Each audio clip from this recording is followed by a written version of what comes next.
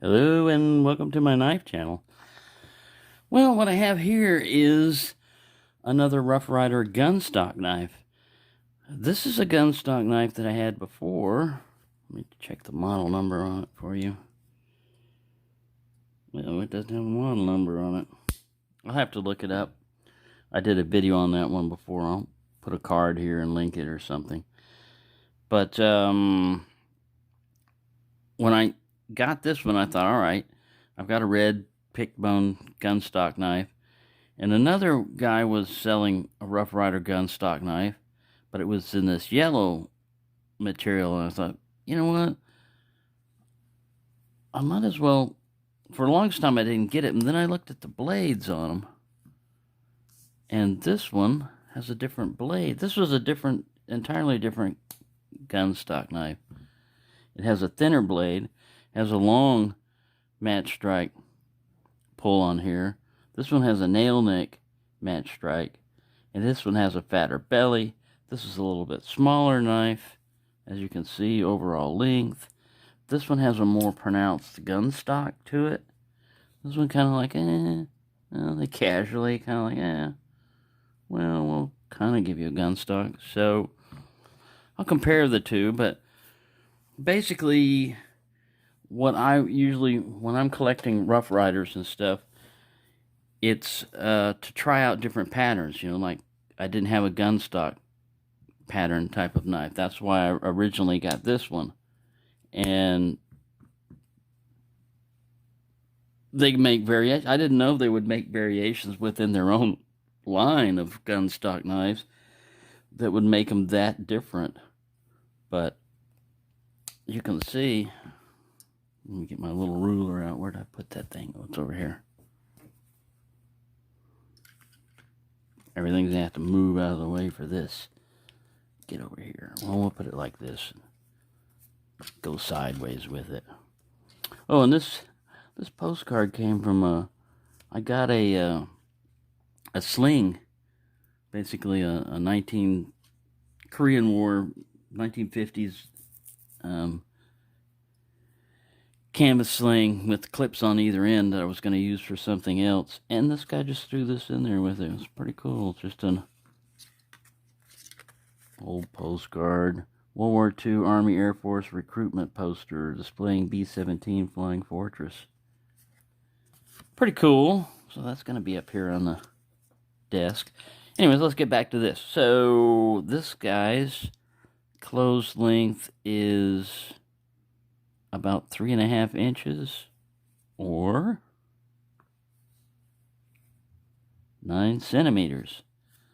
This one is 10 centimeters, or almost 4 inches.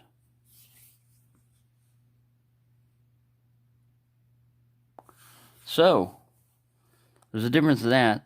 This one's wider. I was also noticing this. It fails the coin test.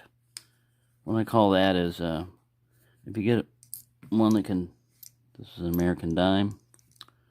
If an American dime, which is the smallest coin we have in our currency, if that can fit in there, and this is carried loose in your pocket, then it might have a tendency to get coins stuck in a blade. You go to pull your knife out, you drop some coins out. I mean, maybe you're only going to lose a dime or 11 cents in the process, but most knives don't have that problem. You know, there's not a big enough gap, so you would keep that in mind on this one. Like I said, this one, I like the looks of the gun stock. I like the handle and the material and everything. It's the blade. They didn't give it any belly. They just went straight with it, which is all right, but it's just like another pen blade. You know, it looks a lot like this guy. You know, I mean, not much different. This one, they still took the same thing, but they gave it more of a belly to it. It's got a little bit deeper of a belly, and a belly adds more strength to the blade. I was thinking about this earlier. I was like, what's the difference between a thin blade and a thick blade? You know what I mean, as far as like belly, not like thickness of blade here, but width or belly of the blade. And It comes in handy when you're cutting stuff. As the knife is going through material, if it's got more of a belly, this will be on the last, so it'll help keep it on a straighter plane.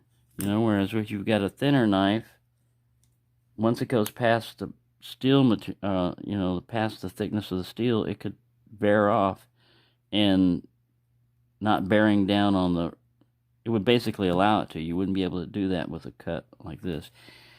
There's a slight difference is what I'm trying to say, and I like knives to have a little bit more belly to them than that. As if you're considering this would be your main work knife, you could still get your work done and everything. But this to me would be a better, more efficient blade shape. And its secondary blade, now this main blade is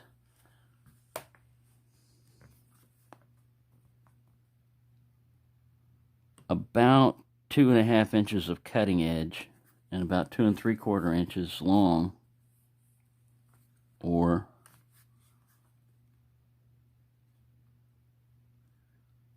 6.5 centimeters cutting edge and about 7.5 centimeters overall length. Nice half stop in it. Nice pull on this. I would say this one is about a 6 on its pull.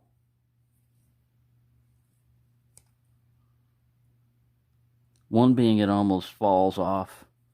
It'll always come open by itself. Well, 0 would be, it would come open by itself. No spring tension at all. And 10 is, for me, is you're going to break a nail if you try to do it. You're going to have to, like, get a pair of pliers or something. You've all probably run into one of those 10 pulls before. So this one's in between, about a 6. Nice click to it. It doesn't get any, something I always look for on a new blade. I let it fall like that and check and see if I get blade wrap on them. Because sometimes when they're assembled, if they haven't been handled much, maybe the person that put it together always eased it down, never checked that. And then you, the consumer, get it and go, I wonder what this sounds like when it does this. And that pin right there, if there's a raised up spot, which it probably is down there. No, there isn't. If there was a raised up spot right there, that's where you would get it wrapping the blade. So this is a pretty good design. Let's get its weight and weight, since we're comparing it against the other guy, Mr. Unknown. Alright, guess the weight. I'd say 3.5 ounces. Closer to 4. We'll see. I'm probably way off. This guy's probably like 3 ounces instead of 3.5. But alright, let's go to ounces to see how far off I am. Way off. Yeah, at the last I was revising it, saying maybe that's just like 3 ounces. Alright, let's see how much this guy is. A little over. Yeah, not a huge difference. I would have thought it'd been greater than that. Alright, we'll go to grams. We're international, folks. 89.76 on that one, and this guy, see, he's more compact. It fits on the whole scale. 77.8, so about 10 grams or so, 11. Pretty cool, huh? Yeah, so if you are into collecting Rough Riders and stuff, or looking at them, look out for the older models. You'll find a lot of variations and stuff that they don't do right now. And if it's a buy it right now, then you're good with it. But if you've got to do a bid on it, just watch out on some of these older models, because they can go way beyond their value in bidding. Someone will pay, you know, like $38 for one of these, and it's a nice knife, but it's not $38 nice. Now this. So, you know, I was saying the difference between this one, you can feel a little transition on the shield, which I like. I like that nondescript little shield right there. This one right here? No. You're not feeling that. I used this also last night. This taper, something you don't notice, comes in real handy when you're cutting. If you're doing like a a pinch cut like this. This thing doesn't want to fold on you when cutting, which, you know, you might consider might be a worry because it's not a non-locking blade. But really, when I was cutting up, I cut an onion's head off and its tail off, and then cut it in half and quartered it for making my bean soup and stuff last night, or the other night, and yeah, it worked very well. So anyway, getting back to this little guy right here, it comes in this little blue box, and it's the RR727, and the eBay seller that I got this from had other ones available, and I think I got it for like $18. But yeah, it's a pretty cool knife. I mean, nice half stops. Let's zoom in a little bit and look at the tang stamp. It's that horseshoe tang stamp. I like that one. Doesn't want to focus on it too well. Rough Ryder with an eye. Yeah, like I said, the shield is just pretty awesome. And yeah, you've got some slight gapping. Like I said, most of these are types that you can collect and use.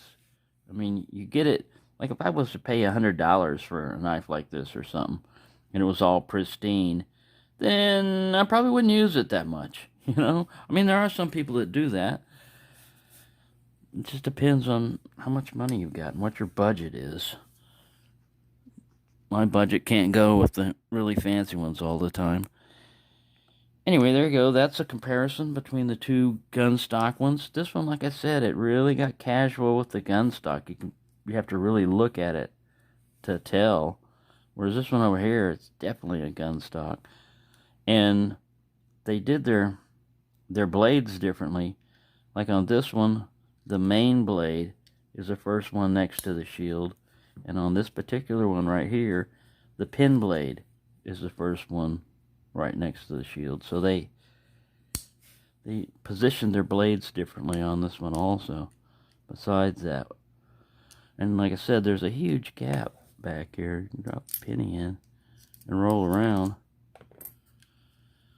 No issue if you're carrying it in a slip. But yeah, very nicely done. With these, I had one where I could squeeze it one time. And I thought, if I just take a little bit of super glue on a toothpick and push it up underneath there and then hold that like that, I can fix that gap. So, yeah, I probably need to do that on some of the knives, but pretty decent little knife. Thank you for watching, and have a nice day.